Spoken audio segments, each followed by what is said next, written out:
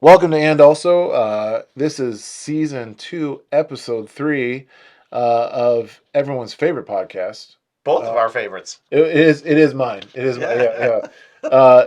With Kirk Steigler and myself, we are talking about Where's um, myself? John Eager. Yeah, I guess. Of course, you know who Look myself is. carefully into your speaker. Get real close, and you'll see. Uh, where we are taking the previous week's message from Faith Alliance Church, and we're just kind of, I don't know, dissecting it. We're applying it. We're talking about it. We're walking Examining it. around it. We're examining it, and kind of bringing some extra dialogue. And I will say, I think much needed dialogue. I think we need more dialogue than we get, and so this is just a good opportunity for at least the two of us to dialogue, and hopefully for the plenitude, multitude of listeners that we have that you're enjoying and applying the dialogue in your own life as we talk about the scripture. So we're in a series on the book of Romans in the church, and this past week, the sermon was on Romans 4. So we are going to talk all about Romans 4 and our favorite founder of the faith, Abraham himself. With that said, tell us everything about Abraham. So somewhere between Noah and we get to there's bunches of people. God calls out Abraham. That's amazing to me to start with. So the people have repopulated the planet Right. a bit. Right? You know, I think at that point the whole world population would probably equal what like New York City at this point, Probably. but amazingly, of all the humans on Earth, God calls out one. That's interesting. What I like of that's in Genesis 12, and what I like about that is it's real, like, doesn't have a lot of fanfare. No, Like, hey, Abraham or Abram. yeah. Start heading west. I got plans for you. Yeah. So that means at this point he's pulling up the tent stakes and hiking out, apparently with nieces and nephews and Right. He's everybody. Right? got This we people. got people and gear, and I mean this is a big movement. Right? This is a lot of things moving. It's a lot. All based on what Abram hears from God. So he's got to go to. It's not like he just jumped on a camel and left and arrived the next day. Right. This is a long trek. Well, and not only that, but imagine that first conversation after he hears from God, and then he's got to tell his family, Sarah, "Hey, funny one. yeah, You I don't know. know how you're comfortable here and we're getting old? you know how we're nearing retirement age? Yeah, let's head west. Yeah. So do you think that's why do you think? I mean, I guess, well, maybe this is a silly question, but he he obviously is the founder of Judaism in this context. Um, but do you think that's why Paul revisits him, just because he's the founder, or do you think, like, even Hebrews 11, um, Abram gets a huge call out? What is it about him that you think that he keeps coming back to? Is it just because he's the founder, or is there more to it? I actually like that he's the considered the foundation of our faith because he was so foibled. Well, that It's so beautiful to know that he did have faith. He had faith enough to uproot and go yes, from a place that was actually great for grazing your sheep to heading westward where it's a little drier, right? It's a little bit. huh? I mean, plenty of sheep grazing happening there today, but it's not necessarily a great grazing area along the Not as way. good as it was. As There's good some as where it was. right. I mean, if you consider he was in Ur, right, Yeah, which is in modern day Iran. Is that right? Iraq, Iran. I don't know. Wow, one of the two eyes that I'm. Our listeners will write in and say it's this, but it's a region that's around uh, the big rivers like Tigris, Euphrates, and Okay. that area, right? And slightly mountainous. It's grassy. It's Yeah. good. It's good for sheep. And then now you're heading westward, so through what is Jordan now, which is a very fertile plain, right? Hmm. But it's a plain generally, and then heading all the way east to Canaan, right? So sorry, west. sorry, west. You're heading all the way west to Canaan at that point, which rolling hills, plenty of grassy lands in parts of it. So it's interesting to know that they've migrated all that way, where people, where legend says Sodom and Gomorrah were, right? Hmm. When Lot chooses that valley, Yeah. that is the lowest place on earth. Huh. If that is where the Dead Sea is, because people make that argument Huh. that this is the lowest point on earth. This is where the most salt is. Where you can Oh. Huh. Lot's wife turned to a pillar of salt and all that. Yeah. So that place is not a good place for grazing Huh. anything, right? It's very arid there, and yeah, And it's that's not where Abram ends up. right. So that's on the en route, right? Right. As Right. part of Yeah. the Yeah. story. Yeah. But along the way, this man has chosen to follow God. He listened to who else was listening at this point in history? That's a good question. Others must have, because why would he have this religion alone, right? He didn't make it up.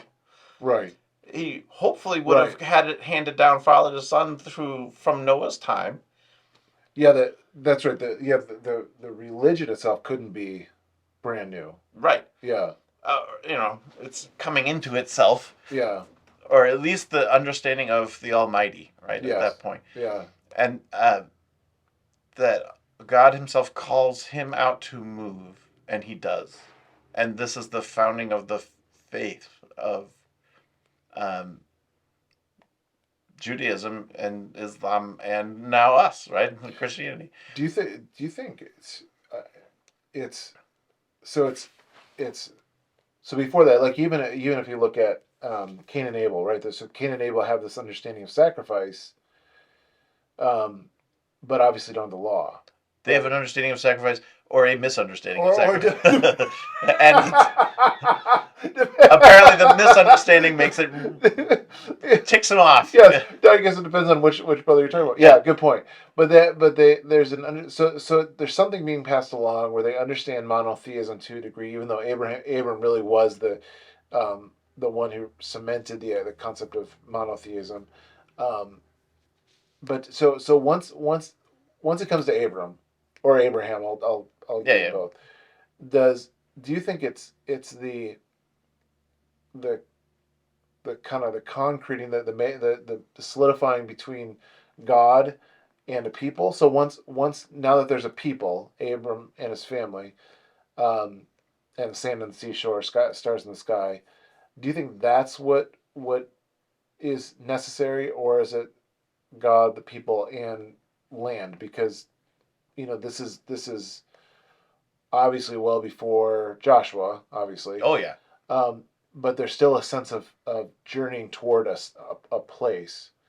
So what is there? Do you think it's just? Do you think okay, God and Abram that's the founding, or if it's that God now has a people and a place? I God guess has Abram you think it's just Abram.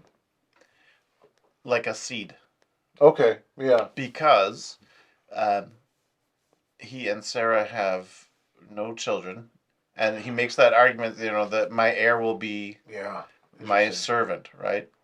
And he's like, "Is this who you're going to build your future on, God? I don't Mm, understand what the plan is here exactly, because you said go, I went, I am going, yeah, apparently slowly, and and they're hiking across open space, which is occupied by other people, right, including bandits, right? So yeah, they're just they're moseying along, they're doing their thing, and digging wells along the way, which are still in existence, which is amazing. Wow. Like people still claim this is the well that Abraham done. Huh. Right? Um, but just to imagine that along the way, waiting and trusting, and then people appear. I like that part of the story where the travelers appear, and there's speculation that Huh. they're angels Yeah. um, that come and hang out with him. Just he flags them down because he sees them in the distance, and this is something that I think uh, Western Christians have lost, is this understanding of hospitality. Huh. Right? We're not flagging people down from the street saying, "Come on in and have dinner with us." No. Although some churches might, you could make that argument when you see all the signs for chicken pot pie dinner or spaghetti dinner, Yes. right? We're inviting you in. we're kind of inviting them in, but asking for money, right? Yes, So that's it's true. not Yeah. quite the same Yeah. as please come eat with us Yeah. because it will be interesting to talk with you. Well, that's two, and I would say there's two different things there. It's one thing to say we'll provide a meal for you. It's even if it's a free meal, right? Let's say like that's good. There's nothing wrong with that. But it's one thing to say we'll provide a meal for you. It's quite another to say we'll eat with you. Mm, I yeah, feel like that, and I feel like that's what you're saying. There's the sense of like Middle Eastern hospitality is if I invite you into my home, we are now friends. we are. Yeah, Yeah, this is a big deal, and you are an honored guest. you are an honored guest, and we are to sit together and enjoy each other's presence and company, not just you're here for a meal. Yeah, So yeah, and that I think for Abram, but it just Middle Eastern culture would have that would have been much more natural, and it's easier to not do that now. Like it's easier not to here, here. Yeah, right. Yeah, right. yeah, And I think that's part cultural, but I think it's also part just the world has modernity. changed Yeah, a lot. yeah. There are more of us, and so we don't want to hang out anymore. Which I think that's kind of Yeah, maybe backwards. that's an issue. Yeah. Well, that's Yeah. there's a this guy. I'll probably get it wrong, but his E.O. Wilson. He was a biologist. I think he was a biologist. He wasn't a believer, so he's approaching things from evolutionary standpoints. But the his quote, which I'll paraphrase poorly, will still land because he says we have um, uh, Paleolithic brains with medieval structures and godlike technology. So That's actually great. isn't it good? Yeah. Because his point is he's like in what in even you can make it the theological approach is just that humans are humans. Like humans have not become anything more than humans, no matter whether it's Abram or us. Yeah. Um, but we think that our godlike technology has made us something other than humans. But really, we're just people that need to be flagged down and have a meal together, right? Yeah. Like we still have that exact same communal need Yeah. that we're trying to address through different ways. Where like, We just distract ourselves. we just distract ourselves. Yeah, that's a so I've never thought about it like that. Just like that we still need the same things that old Abram's buddies needed. But So that moment is part of the faith, huh, right? where he brought the travelers Brings them in, and Yeah. then they say, "When we see you next time, you'll have a child." And Sarah laughs, right? No, it's true. Yeah. And that's the faith. Huh, That's our faith. huh. Giggling. That's how we got here. That's amazing. That's good. Because the diversion from that trust is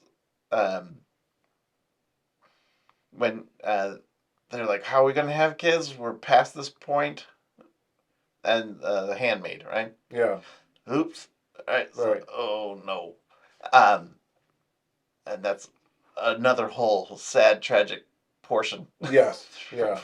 Which, yeah. Which does not point to, which is interesting because it's like you said before, Abram's foibles like that, or giving Sarah to the two kings. Yeah. I mean, like pharaohs and kings. yeah, like Abram Holy is moly, buddy. yeah, Abram has not always done well, but yet he's still like Say you're my sister. yeah.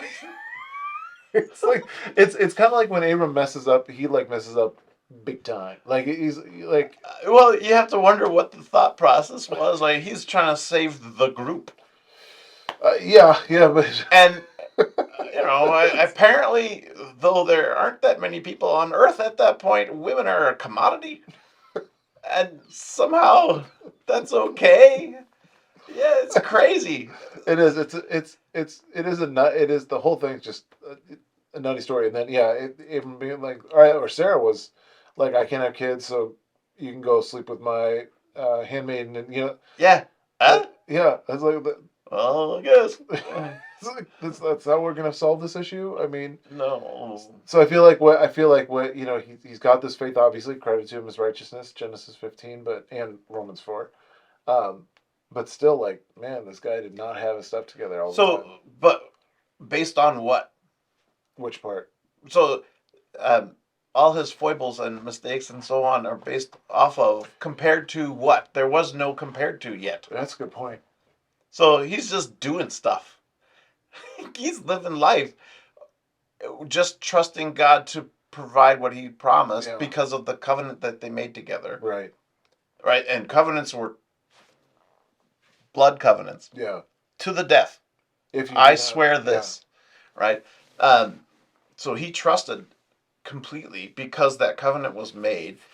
How was that going to be solved? He's trying human ways to solve God problems, right? Yeah. So, oops. And that's an interesting thought. Is like what? So yeah, right. He's trying to solve God's promises through Abram's means.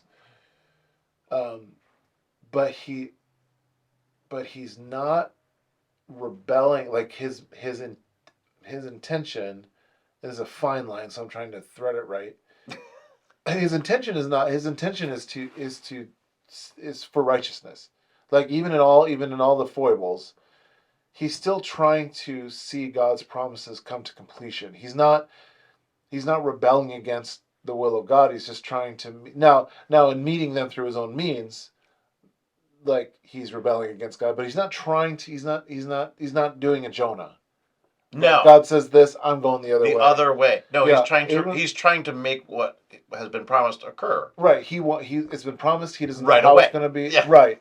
And I mean, it's maybe a little bit like give credit. I like to understand credit where credit's due. Like, okay, Abram, I see that you're just trying to see what God already promised come to bear. You just don't know how it's going to happen, and maybe you're not trusting appropriately, but you're not going east. You're going the way that God has told you to go. You're just trying to do it through your own means. So I think that lesson um, steers Abram when we get to the sacrifice of Isaac. Oh, interesting. That you mean the lesson of like not trying to solve God's promises on your own. Right. Listening to God and following the directions to the letter. Yeah. Right? Even though they look dire. Yeah. So the lesson of, oops, I should have trusted God. He did follow through with what he said he was going to do. Yeah. And now, and you promised, this means that I will have ancestors that will, more than the stars in the sky, which it was dark sky, so he could see the whole Milky Way at that point. It's true. Or the sand of this on the seaside, or whatever it is. Sand all around them. Right, so they could see, more than you can comprehend number, right? To trust that the only one who is a legitimate heir to Abram and his family, according to the traditions at the time, was being called out to be sacrificed. Yeah. So, to trust God that, oh, you gave me this child. I've raised him to work among, the group here that we're hiking along with. He's of a certain age now, and now we're going to hike out together, and I'm going to sacrifice him on this mountaintop. Maybe some miracle will happen and he'll shatter into a million pieces and those will come into more children or something. I don't know what God's going to do. And it does, Hebrews does say that Abram believed that God would raise him from the dead. So there's a sense of like, he just knew that God was going to have to, like, gonna have to come He's through, gonna have to come through. That's that's his only option. or some other miracle is going to happen. Another child, or Yeah. children, Right. or who knows what. Yeah. What's the result of this sacrifice? I have to trust God to do that. Yeah. And then God comes through with the ram, as we all know, and and Angel's like, "Hey, whoa, whoa, Slow down. whoa! Yeah. Hey, congratulations, you're committed. we see you are committed. Thank you very much." And Isaac's like, woo. That's, Yeah, that looked risky, Dad. Thanks. Yeah, that's a fun conversation on the way back. Whoa, oh, that was close, huh? I really got you there. Yeah, woo. it's like, fooled you. Yeah. Hey, son. Let's go out back. No, No, nope, no. nope. You stay right there. I'll be over there. There might be trust issues later. You know Yeah, what? I'm gonna walk home by myself. yeah. So yeah, apparently they patch things up and life goes on. Yeah. Yeah. But that fascinates me that moment is the trust completely, Yeah. and there's the faith, right? And even though that faith is so completely trusting, that's still not enough faith Huh. to save him, Mm. to save his soul, right? Yeah. Then we end up with Bosom of Abraham, which I am always puzzled by as a name of a place, Is that a play? right? So that's where waiting for, right? Waiting for after death. Oh, like Bosom in the of Abraham. parable. Like okay, Yeah. like yeah. Okay. Okay. Yeah. Right? So that's just a strange name, but it, that aside, it's just weird, like that astounding faith. Because if you heard God say, "Take your child out to the Right. woods and sacrifice them," your wife would have concerns, Yes. As well. and Yeah. as would everyone, and rightly so. So are you saying then that it takes more faith to believe that God can save somebody than it does to believe that God will raise No, a child from the what dead? I'm trying to say is that his faith was way beyond what most of us would even consider, Yeah, but even that wasn't enough. and even that wasn't Yeah, enough. I see what you're saying. In comfortable United States here, Yeah, I where see we what are you're saying. recording today, Yeah, most people um, barely mention their faith, right? yeah, you're Generally right. speaking, or they're shouting it in your face. You have two choices: barely mention or shouting it. Yeah, But in either case, right? Um, it's it's still not that level of faith. right. Well, that I mean, not to bring my buddy Kierkegaard in, but I will because I love him so much. That's the story that he uses in uh, I can't think In of a it book. in a book, but his whole point in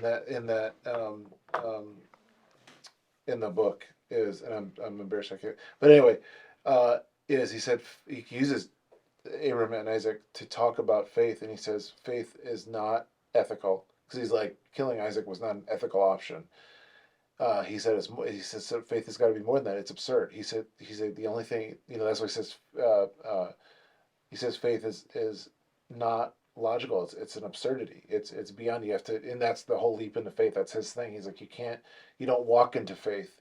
You've got to leap into it. And Abram was an example of what the absurdity of faith looks like. Is like God says, go kill your son, your only son Isaac, and how crazy is that? But he did it. Well, he didn't do it. He went to do He it. nearly did it. He nearly did it. But he trusted God enough to do that, uh, which is absurd. It is. It's an absurdity. Fear and Trembling is the name of the book. I just thought of it. But what I've not thought of, and that's really good. Even that's not enough. I'm sorry. Abraham's faith is off the charts Compared to us. compared to us, and you know if he couldn't do it, man, like what Who chance are do we we? have? Right. How do we even compare with that? So yeah, that's just an interesting. And then I like to think about, like, on the way there, right? And when even when Isaac's being tied up, uh, which one of them do you think was praying harder that there would be something else to sacrifice? Right? Please let there be something else to sacrifice. Yeah. Who and why is that person's faith not highlighted? Well, Because like, yeah, who's praying? Yeah. that prayer was answered, Well, right? that it's Because I think it's kind of cuckoo to imagine that Isaac was just going along with it, like 100%. I think he let himself get tied up and was going, "Okay, Dad," right. Yeah. right? Which is wow. So Isaac had this faith to be able to uh, He had complete trust in his father, complete. Yeah, that's a good point. which Yeah. is amazing. Right. But that's like somebody was praying for a ram, right? Or, please let this work out differently than we. Yeah. Yeah.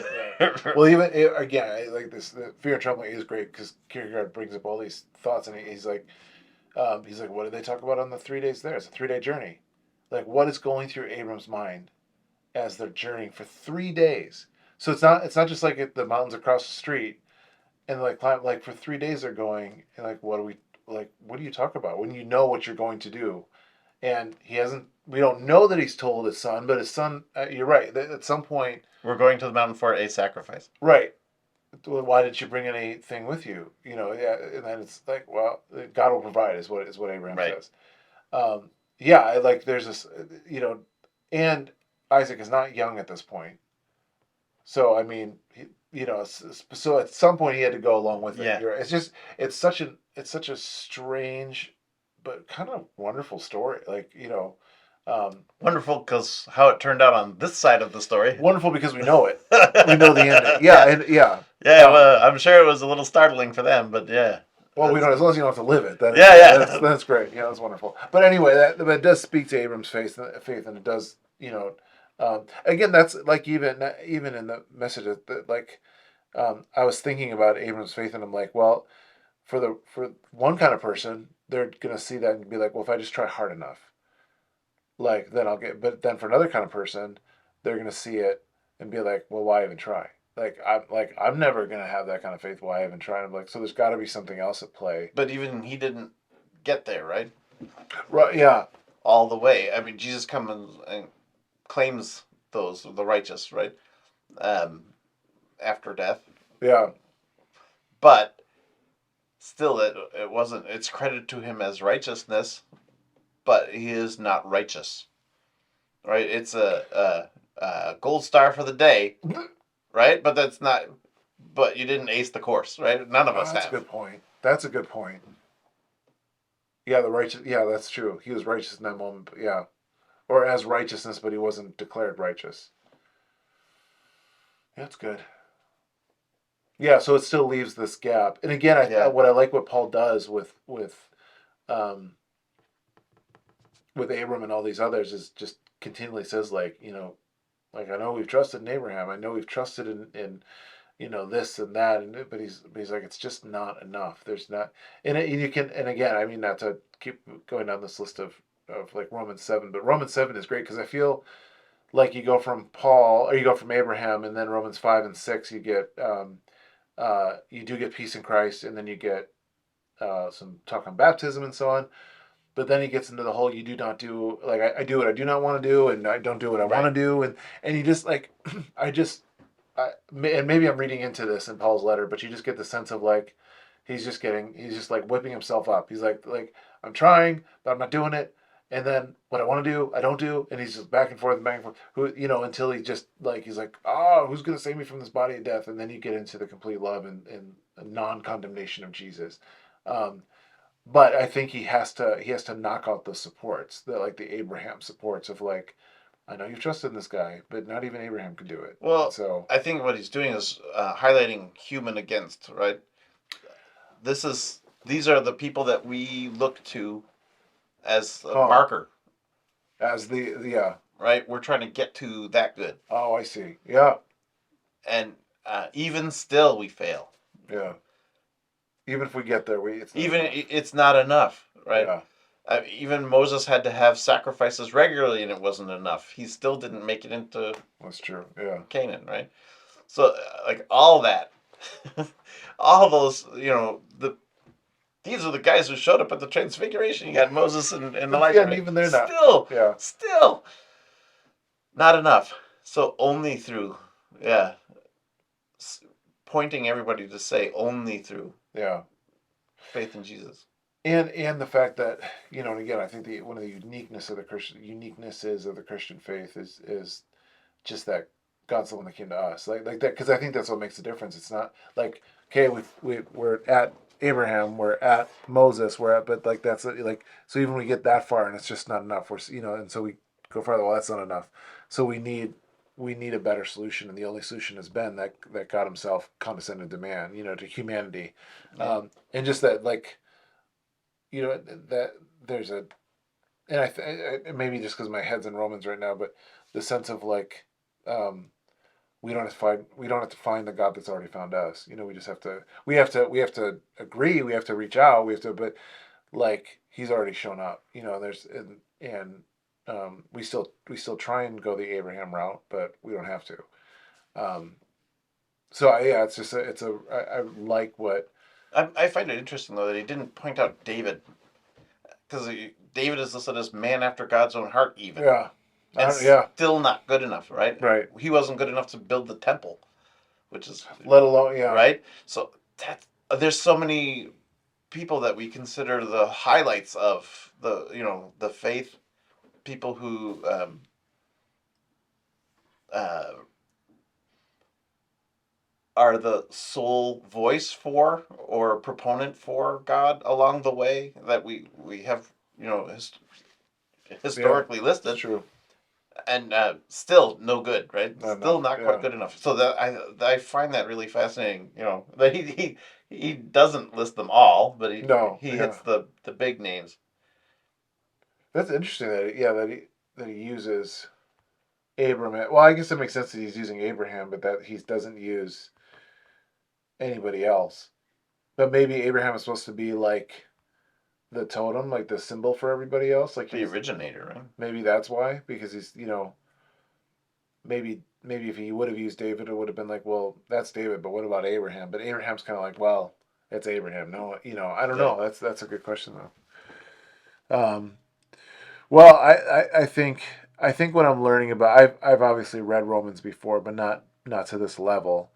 Um, but I think what I'm learning is that Abraham Romans is a deep pool, because partially Mm-hmm. because Paul is speaking to Gentiles, but obviously he's speaking to Jews, Abraham, Mm-hmm. and using Abraham as an example. But then he, in chapter 5, he brings in Adam, the new Adam. Um, so he's using the cultural understanding of the Gentiles, but then he's also using the tradition and theology of the Jews, but he's weaving them together unbelievably well. So I've appreciated there's this incredible, like, the Romans is the kind of the deep end of the pool, but then it's also kind of like, well, it points to one reality, like it's all pointing to one thing. But it still does it, and it's been a really encouraging book. Um, so anyway, I think we figured out all the ties between Abram and Romans 4, though there's probably a ton more. But we've started. We started. Yeah, That was verse 1. I was yeah. I think we got to verse 3. Oh wow! Look at Yeah. us. Yeah. So for the next 3 years, we'll be going through Romans 4. We should wrap it up, and yeah, by the next Olympics, that'll be good. For the we'll see you again in 2030. Yeah.